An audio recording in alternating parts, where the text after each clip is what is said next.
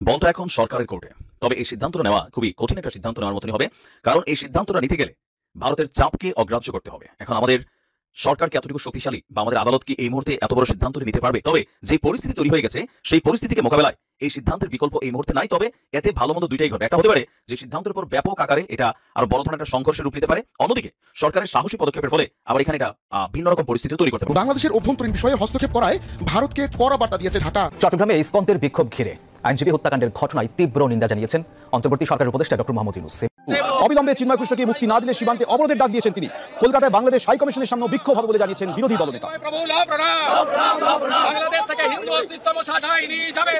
অবস্থায় দেশবাসীর উদ্দেশ্যে জরুরি বার্তা দিয়েছেন বৈষম্য বিরোধী ছাত্র আন্দোলনের আহ্বায়ক হাসনাত আব্দুল্লাহ। আসসালামু আলাইকুম প্রিয় দর্শক, নতুন একটা ভিডিওতে আপনাদেরকে স্বাগতম।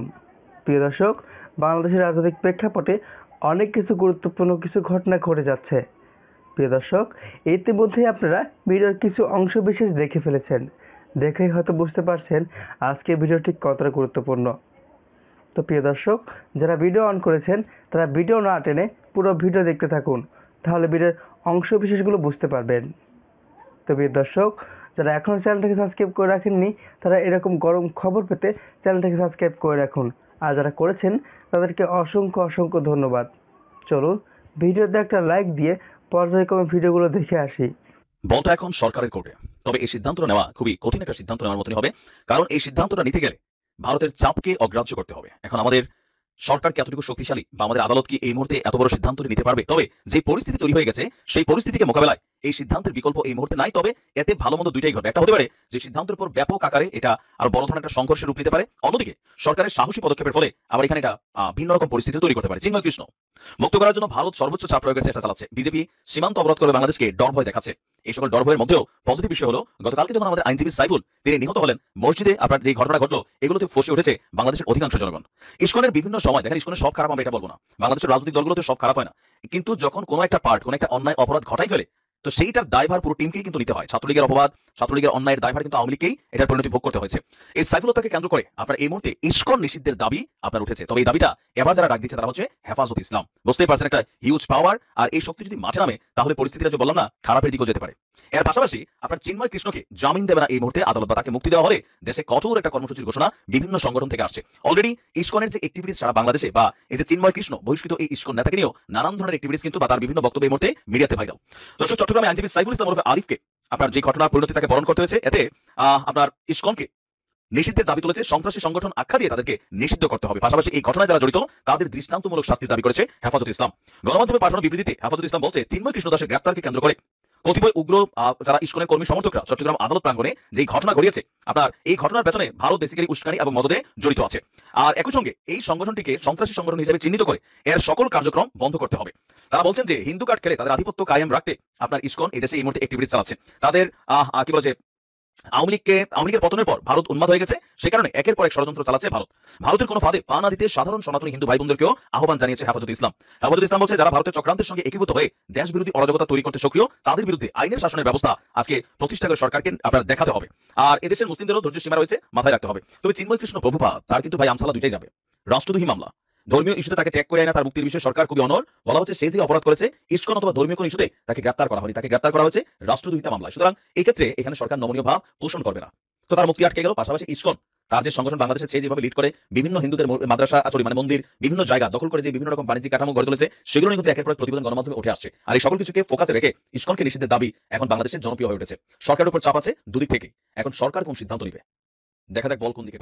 গত 2 সপ্তাহ আগে আমি একটা ভিডিও তৈরি করেছিলাম যেখানে ইসকনের সবকিছু তুলে ধরেছিলাম, কিভাবে ইসকন হিন্দু সম্প্রদায়কে ব্যবহার করে যাচ্ছে এবং কিভাবে ভারতের এজেন্ডা বাংলাদেশে বাস্তবায়ন করে যাচ্ছে এবং শেখ হাসিনাকে ক্ষমতায় টিকিয়ে রাখার জন্য সব ধরনের রাজনৈতিক কর্মকাণ্ড চালিয়ে যাচ্ছে শুধুমাত্র একটা এনজিও নামের আড়ালে। এমন যত কিছু রয়েছে সেই ভিডিওতে আমি তুলেছিলাম এবং একই সাথে এটাও দেখিয়েছিলাম হিন্দু সম্প্রদায় কতটা বোকা বনে গিয়েছে ইসকনের হাত ধরে। সেই ইসকনের কথিত নেতা চিন্ময় কুমার গ্রেপ্তার হয়েছেন এবং তার বিরুদ্ধে অসংখ্য অভিযোগ রয়েছে। ইনফ্যাক্ট তার বিরুদ্ধে রাষ্ট্রদ্রোহ মামলা পর্যন্ত রয়েছে। গতকাল বিকেলে ঢাকা থেকে চট্টগ্রামে যাওয়ার পথে আইনশৃঙ্খলা রক্ষাকারী বাহিনী তাকে Hazrat Shahjalal international airport airport থেকে গ্রেপ্তার করে নিয়ে যায়। এরপর থেকে পুরো দেশ জুড়ে চিন্ময় কুমারকে নিয়ে বিভিন্ন ধরনের উত্তেজনা সৃষ্টি হয়। শাহবাগ থেকে শুরু করে ডিবি কার্যালয়ের সামনে পর্যন্ত মানুষ জড়ো হতে থাকে। মূলত যারা হিন্দু সম্প্রদায়ের সাধারণ মানুষ রয়েছেন তারাই সেখানে গিয়েছিলেন। যদিও শাহবাগে তারা জড়ো হওয়ার সুযোগ পাননি, সাধারণ মানুষ সেখান থেকে তাদেরকে ছত্রভঙ্গ করে দেয় এবং পুরো শাহবাগকে আবারও স্বাভাবিক অবস্থায় ফিরিয়ে নিয়ে আসে এবং ট্রাফিক চলাচল ঠিক হয়ে যায়। চিন্ময় কুমারকে গ্রেপ্তারের পেছনে বেশ কিছু কারণ রয়েছে। তার মধ্যে অন্যতম প্রধান একটা কারণ হচ্ছে তার বিরুদ্ধে বেশ কিছু রাষ্ট্রদ্রোহ মামলা রয়েছে বলৎকারের অভিযোগ। একইভাবে হিন্দু ধর্মীয় সম্প্রদায়কে উস্কে দেওয়ার পেছনে তার বিরুদ্ধে বিশাল অভিযোগ অনেক পুরনো। এই সবগুলো ইস্যু মূলত তার জন্য কাল হয়ে দাঁড়িয়েছে এবং আজকে তিনি ডিবি হেফাজতে রয়েছেন। এখন পর্যন্ত যতটুকু খবর জানতে পেরেছি তার জামিন মঞ্জুর করা হয়নি, বরং তাকে পুলিশ হেফাজতে নেওয়া হয়েছে। কিন্তু চিন্ময় কুমারকে গ্রেপ্তার করার পর যতটা না হিন্দু সমাজের মধ্যে রিয়েকশন এসেছে তার চেয়ে বেশি এটা ভারতীয় মিডিয়াতে রিয়েকশন এসে গেছে অনেক বড় আকারে। ভারতীয় মিডিয়ার কান্নাকাটি এমন লেভেলে চলে গেছে, মনে হচ্ছে যে আজকে দিনে চিন্ময় কুমারকে তো গ্রেপ্তার করা হয়নি, বরং একজন ভারতীয়কে গ্রেপ্তার করা হয়েছে বাংলাদেশের আইনশৃঙ্খলা রক্ষাকারী বাহিনীর হাত ধরে। এবং তাদের রিয়েকশনটা এমনভাবে পৌঁছে গেছে যে বাংলাদেশে চিন্ময় কুমারের চেয়ে গুরুত্বপূর্ণ কোনো মানুষ এখন পর্যন্ত নেই।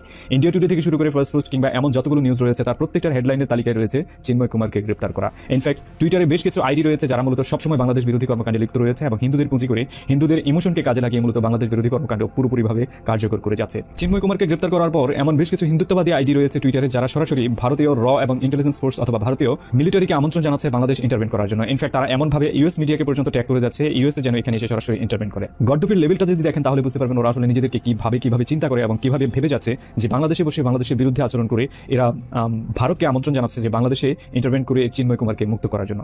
ব্যাপারটা এখানে শেষ হয়ে যাওয়ার মতো নয়। চিন্ময় দাসকে কেন্দ্র করে ভারতের মিনিস্ট্রি অফ ফরেন অ্যাফেয়ার্স আজকে বিশাল একটা স্টেটমেন্ট দিয়েছে। ভারতের এই স্টেটমেন্টে দুটো লাইন সিরিয়াস এবং এই দুটো লাইন পুরোপুরিভাবে মিথ্যা বানোয়াটভাবে তৈরি করা হয়েছে, যেখানে বলা হয়েছে this incident follows the multiple attack of Hindus and the other minorities by extremist elements on Bangladesh. There are several documented cases and arson and looting of minorities' homes and business establishments, as well as theft and vandalism and discrimination of deities and temples. Seriously ভেবে দেখেন বিচ্ছিন্ন কিছু ঘটনা এবং রাজনৈতিক দাঙ্গা হাঙ্গামাকে ভারত সরাসরিভাবে সরকারিভাবে এবং রাষ্ট্রীয়ভাবে বাংলাদেশের বিরুদ্ধে চাপিয়ে দেওয়ার চেষ্টা করে। শেখ হাসিনার পতন এবং পালিয়ে যাওয়ার পর হিন্দু সম্প্রদায়ের নেতারা যা করছেন ঠিক করছেন কিনা, বিশেষ করে জনাব চিন্ময় কৃষ্ণ দাসকে গ্রেফতারকে কেন্দ্র করে যা ঘটলো এবং রীতিমতো একজন আইনজীবীকে প্রকাশ্যে কুপিয়ে হত্যা করার পর এখনো তাদের নেতৃবৃন্দ যেসব কথা বলছেন, যেসব কর্মসূচি দিচ্ছেন, সেগুলো কি আদৌ সেন্সেবল? আমাদের দেশের সাধারণ হিন্দু সম্প্রদায়ের মানুষরা বুঝতে পারছেন তাদের জীবনে বড় সংকট তৈরি করছেন এসব নেতৃবৃন্দ। আমরা খেয়াল করবো এবার শেখ হাসিনা পতন এবং পলায়নের পর টিপিক্যালি যেসব নেতা সামনে আসতেন তারা না এসে এই ধরনের ধর্মগুরুরা সামনে আসতে শুরু করেছিলেন। ধর্মগুরু শব্দটা শুনলেই আমরা যেন খুব সহজে না মনে করি যে তাদের কোনো পলিটিক্যাল বা কোনো ধরনের এজেন্ডা নেই। আছে, প্রচুর লোকজন আছে এবং অত্যন্ত ভয়ঙ্কর ধর্মগুরুদেরকে আমরা বিভিন্ন ধর্মের ক্ষেত্রে দেখেছি। রোহিঙ্গা ম্যাসাকারের সাথে একজন মিয়ানমারের ধর্মগুরু খুবই আলোচিত হয়েছিলেন, টাইম ম্যাগাজিনে তিনি কভারে এসেছিলেন, উইরাথু। তার নির্দেশে রোহিঙ্গাদের উপরে জেনোসাইড চালানো হয়েছিল। সুতরাং ধর্মগুরু শব্দটা শুনলেই এটা যে খুব সফট জিনিস, সহজ জিনিস, সেটা মনে করার কোনো কারণ নেই। আমি বলছি না জনাব চিন্ময় প্রমাণিতভাবে এই ধরনের কোনো রকম কোনো খারাপ পরিকল্পনা নিয়ে মাঠে নেমেছিলেন, কিন্তু কনটেক্সট বলছে সেই সম্ভাবনা আছে, কারণ হিন্দু সম্প্রদায়ের যেসব দাবি নিয়ে তারা নামছেন, যেভাবে নামছেন, যা বলছেন, এর মধ্যে সমস্যা আছে। গতকাল হিন্দু সম্প্রদায়ের একজন নেতা যে তাদের যে প্ল্যাটফর্মটা তৈরি হয়েছে, প্ল্যাটফর্মটা হচ্ছে সনাতনী জাগরণ জোট, চিন্ময়কে গ্রেফতার করা নিয়ে তাদের একজন জনাব সুমন, সম্ভবত ওনার নাম সুমন রায়, তিনি নতুন কর্মসূচির কথা বলছেন। অনেক কিছু বলেছেন, আমি আজকে সকালে ভিডিওতে কথা বলেছি, কিন্তু তিনি এখন বলছেন যদি ব্রহ্মচারীকে আগামীকাল বুধবারের মধ্যে জামিন দেওয়ার আহ্বান জানানো হয়, নইলে তাকে যে কারাগারে রাখা হবে সেই কারাগারের উদ্দেশ্যে লং মার্চ করার ঘোষণা দেওয়া হয়। পাশাপাশি আরো বলা হয় সনাতনীরা স্বেচ্ছায় সেই কারাগারে কারাবরণ করবে। তার মানে চিন্ময়কে নিয়ে তাদের কর্মসূচি চলমান থাকবে। গতকাল ওই বিভৎস ঘটনা ঘটার পরও একটা কথা আমি সকালেও বলেছি, সেটা হলো আমাদের এটা খুবই চমৎকার ব্যাপার, একটা পরিকল্পিত দাঙ্গা আমরা এখন পর্যন্ত টিকিয়ে রাখতে চেয়েছি। এই ঘটনার প্রেক্ষাপটে এই ধর্মীয় জোট, হিন্দু সনাতন জাগরণ জোট যেটা আছে, তাদের কি করা উচিত ছিল? আচ্ছা, তারা মাঠে নেমেছিলেন কেন? আমাদের হিন্দু সম্প্রদায়ের মানুষদের কোনো অ্যাকিউট ক্রাইসিস এখন আছে? আমি এই অ্যাকিউট ক্রাইসিস কথাটা বলছি। আপনি মরিয়া হয়ে মাঠে নামার চেষ্টা তখন করার কথা যখন আপনার খুব অ্যাকিউট কোনো ক্রাইসিস আছে। শেখ হাসিনার পতন এবং পালানোর পর হিন্দু সম্প্রদায়ের মানুষের উপরে কিছু হামলা আক্রমণ তাদের প্রতিষ্ঠানের উপরেও হয়েছে। আমরা বহুবার বলার চেষ্টা করেছি এবং এটাই সঠিক কথা যে সেগুলো আসলে কমিউনাল নেচারের, তারা হিন্দু বলে হয়নি, হয়েছে আওয়ামী লীগ বলে। সাথে একটা রিজয়েন্টটা দিয়ে রাখি, আওয়ামী লীগ বলেও কারো উপরে হামলা হওয়ার কোনো যৌক্তিকতা নেই, এটা অন্যায়, হিন্দু মুসলিম নির্বিশেষে। কিন্তু সেই পরিস্থিতিটাও কি এখন আছে যে আওয়ামী লীগ বলেও কোনো হিন্দুর উপর এখন আক্রমণ হচ্ছে? উত্তর হচ্ছে না। তো অ্যাকিউট ক্রাইসিস যদি না থাকে, মাঠে এই মারাত্মক জমায়েতগুলো, বড় জমায়েতগুলো করা, এগুলো করে হুমকির ঢঙে কথা বলা কেন?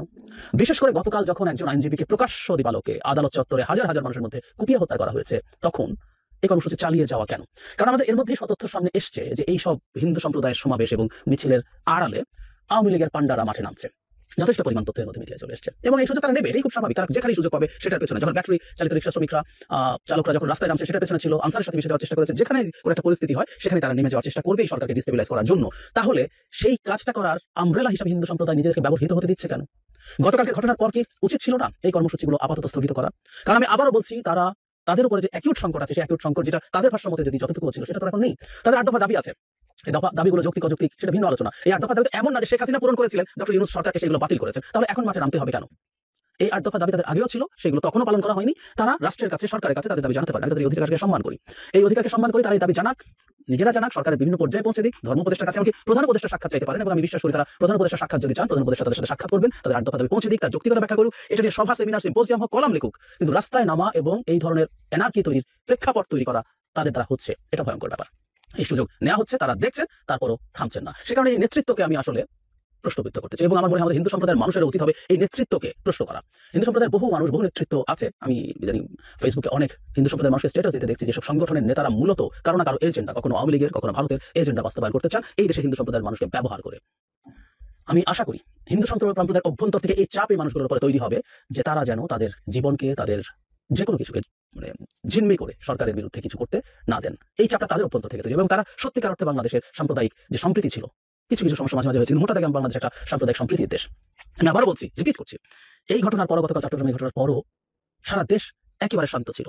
মানুষ তো নাই, কোনো প্রতিষ্ঠানের উপর কোনো রকম আঘাতের কোনো খবর আমাদের কাছে আসেনি। তো এই সাম্প্রদায়িক সম্প্রীতির দেশটাকে, সাম্প্রদায়িক সম্প্রীতি নষ্ট করে হিন্দু সম্প্রদায়ের মানুষের জীবনকে ঝুঁকিপূর্ণ করার কাজ করছেন প্রকারান্তরে এই নেতারা। তারা হুমকি দিচ্ছেন, তারা লং মার্চ করবেন, যে কারাগারে নেওয়া হয়েছে, নাহলে স্বেচ্ছায় কারাবরণ করবেন।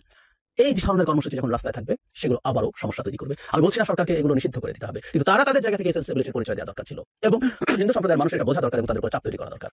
বরং আমরা হয়তো এভাবেই ভাববো, এসব করতে গেলে আবার নতুন করে সমস্যা তৈরি করা সম্ভব, তৈরি হওয়া সম্ভব, এবং সেটাই সম্ভবত এই নেতারা চাইছেন। আমি তাদেরকে স্পষ্টভাবে অ্যাকিউজ করছি, আমি কনটেক্সট মিলিয়ে অ্যাকিউজ করছি, আমি নিশ্চিতভাবে বলছি না এটি তাদের ইন্টেনশন, কিন্তু কনটেক্সট তাই বলে। সুতরাং তাদের ইন্টেনশন থাকুক বা না থাকুক, এই ইন্টারপ্রিটেশন হতে পারে। একটা কথা সবার মনে রাখা দরকার, পারসেপশন ম্যাটার্স, এবং সেটার পেছনে ভিত্তি থাকে, সেটার পেছনে যুক্তি থাকে, সেটার পেছনে কারণ থাকে, সেটার পেছনে কারণ থাকে। আমি আবার বলতে চাই, 8 দফা দাবি নিয়ে সরকারের দিক থেকে আহ্বান জানানো হোক, তাদের সাথে কথা বলবেন, শুনবেন। 8 দফা দাবি মেনে নিলে রাস্তা থেকে যাবো, কোনো সরকার সেটা করবে না, করতে হয় না, করে না। প্রথম কথা হচ্ছে সব দাবি যৌক্তিক কিনা, সব দাবি যদি যৌক্তিক হয়েও থাকে, সব দাবি মেনে নেওয়ার মতো পরিস্থিতি সরকার আছে কিনা, অনেক অনেক ইস্যু আছে। সুতরাং আমি কয়েক হাজার বা লাখ লোক একত্র করে চাপ দিয়ে যে কোনো কিছু আদায় করে নেব, এই মানসিকতাটা সঠিক না। আর একটা সরকার যখন সংকটে ছিল, আজকে কথা বলছি না, আজকে সরকার 100 দিন পার হয়েছে, 7 দিন 10 দিনও যায়নি, হিন্দু সম্প্রদায়ের মানুষ রাস্তায় নেমে এসেছিল, আমাদের খুব স্পষ্টভাবে মনে আছে, ঢাকা এসেছিল, হুমকি দিয়েছিল, অনেক কিছু করেছিল, এবং যখন এই ঘটনাগুলো ঘটছে, এগুলো নিয়ে ভারত যেভাবে রিয়াক্ট করে, সেই রিয়াকশনটাও খুব ক্লিয়ার ইন্ডিকেশন যেগুলো পরিকল্পিত হওয়ার সম্ভাবনা অনেক বেশি। আমি আজ পর্যন্ত নেতাদের কাউকে বলতে শুনিনি ভারতকে থামতে বলতে, যে আপনারা চুপ করুন, আমাদের দেশের যে হিন্দু সম্প্রদায় আছে তাদের রাইট নিয়ে আমরাই ফাইট করবো, দেখিনি। আমি আহ্বানও জানিয়েছিলাম, এবং ভারত যাদের পক্ষে দাঁড়াবে, এভাবে দাঁড়াবে, তাদের এই সেন্টিমেন্টের জায়গাগুলো বুঝতে হবে। বাংলাদেশে অ্যান্টি ইম্পেরিয়ালিস্ট, আমি কেউ বলবেন মানুষ জঙ্গিদের দেশ হয়ে গেছে বলে ভারতকে পছন্দ করে না, ইত্যাদি ইত্যাদি। ভারতকে পছন্দ এই দেশের একেবারে চাকর বাকর ছাড়া আওয়ামী লীগের, ভারতকে পছন্দ না, ভারতকে ঘৃণার পর্যায়ে, যেটা ভারতের কারণে এই দেশের প্রত্যেকটা ধর্ম বিশ্বাসী, ধর্ম অবিশ্বাসী, সেকুলার, লিবারেল, প্রত্যেকটা দেশপ্রেমিক মানুষ তার বিরুদ্ধে আছে, থাকে, যৌক্তিক কারণেই থাকে। সুতরাং সেই ভারতকে কাস্টাডিয়ান হিসাবে যদি নিয়ে আসার চেষ্টা করা হয়, প্রজেক্ট করা হয়, এবং ভারত নিজে যখন করছে সেটা প্রতিবাদ না করা হয়, কি মেসেজ যায় আমাদের হিন্দু সম্প্রদায় নেতাদের বুঝতে হবে। সুতরাং তাদের সৎবুদ্ধির উদয় হোক, তারা কোনোভাবেই যেন আওয়ামী লীগের পতিত স্বৈরাচার আওয়ামী লীগের পান্ডাদের আমব্রেলা হিসাবে কাজ না করেন এই দেশে একটা খারাপ পরিস্থিতি তৈরি করার জন্য। এই জিনিসটা আমি এই একটা জায়গায় চরম বিপদ দেখতে পাচ্ছি, এবং এই হিন্দু সম্প্রদায়ের নেতাদের এটার দায় নিতে হবে সামনের সময়গুলোতে। সাধারণ হিন্দু সম্প্রদায়, বহুবার বলা হলো, আবারও বলছি, তাদের সচেতন হওয়া দরকার। এই নেতাদের কিছু হয় না, ক্ষতি হবে হিন্দু সম্প্রদায়ের মানুষের, মুসলিম সম্প্রদায়ের মানুষের। এটা সাম্প্রদায়িক সম্প্রীতিহীন বাংলাদেশ শুধুমাত্র হিন্দু সম্প্রদায় না, মুসলিম সম্প্রদায়ের মানুষের জন্য কোনো কাম্য কোনো রাষ্ট্র হতে পারে না। আশা করি পুরো ভিডিওটা দেখেছেন, দেখে হয়তো আপনার মন্তব্য থাকতে পারে, মন্তব্য থাকলে কমেন্ট বক্সে জানিয়ে দিন। দেখা হবে, কথা হবে পরবর্তী কোনো ভিডিওতে, পরবর্তী সময়ে। ততক্ষণে ভালো থাকুন, সুস্থ থাকুন, আল্লাহ হাফেজ।